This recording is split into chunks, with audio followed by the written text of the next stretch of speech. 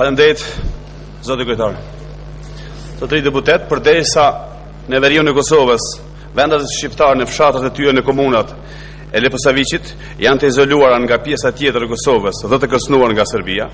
Në jug të vendit, në komunën e Shtërpsës, po ashtu po vazhdon padrejësia ndaj shqiptarëve nga ana e institucioneve qeverisë lokale në bashkëpunim me institucionet paralele ilegale serbe që funksionojnë sikudo ku jetojnë serbet nëpër Kosovë.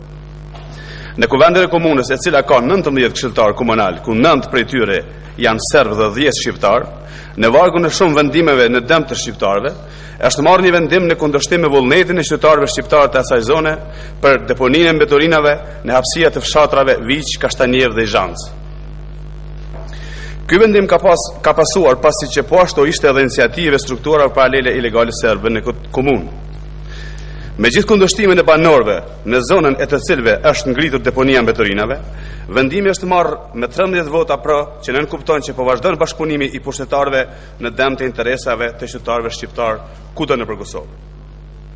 Lëvizja vetëvendosje në Shtërps ka organizuar një peticion që ka pasur një efekt të jashtëzakonshëm për ndaljen e ndërtimit të kësaj deponie.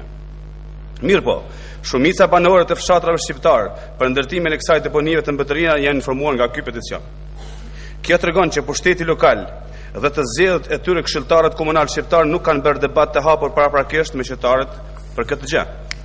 Kjo ngjarje është pasqyruar dhe në shtyp, qysh në korrik përkatësisht në tetor të këtij viti nga ana të përditshmes kohaditore me titujt si vijon.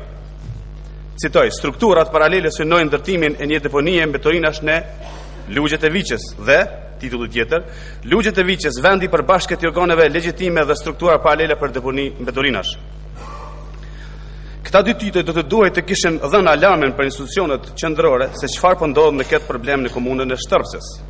Mirë po, as peticioni i qytetarëve, as kundërshtimi i tyre dhe as ngritja e këtij problemi në media nuk e ka ndaluar komunën e Shtërpsës dhe këshilltarët e saj të SLS-s dhe PDK-s që të mos i kthejnë fshatrat shqiptare në deponi të bërlogut që vjen nga Shtërpsa. Në të njëjtin kohë, me gjithë problemin që ka të bëjë me mbetorinat, po ashtu një problem tjetër i ngjajshëm po vazhdon të jetë shqetësim për qytetarët shqiptar të kësaj komune. Flamuri i Serbisë po vazhdon të jetë i ngritur në institucionet e komunës.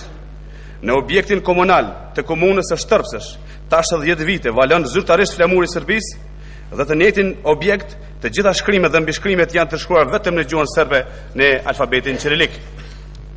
E në ndërkohë, përballë objektet e komunës, bashkë jeton me të edhe objekti strukturave ilegale serbe, ku flamuri të njëjtë valon njëri përballë tjetrit, një në objektin komunal dhe tjetër në objektin e strukturave ilegale serbe. Në të shumtën e rasteve, marrja vendime vehet në anën tjetër të rrugës nga strukturat ilegale për të zyrtarizuar dhe zbatuar në komunën e Shtërpsës dhe nga kryetari i saj. Të gjitha këto probleme dhe të tjera do të duhet që më njëherë ta shtetësojnë qeverinë e pashtetësuar për këto gjërash dhe të reagonte në mbrojtje të interesave qytetar pa dallim etnie, në vend se të vazhdonte ta diskriminoj për herë shumicën shqiptare dhe minoritetet tjera jo serbe në Kosovë.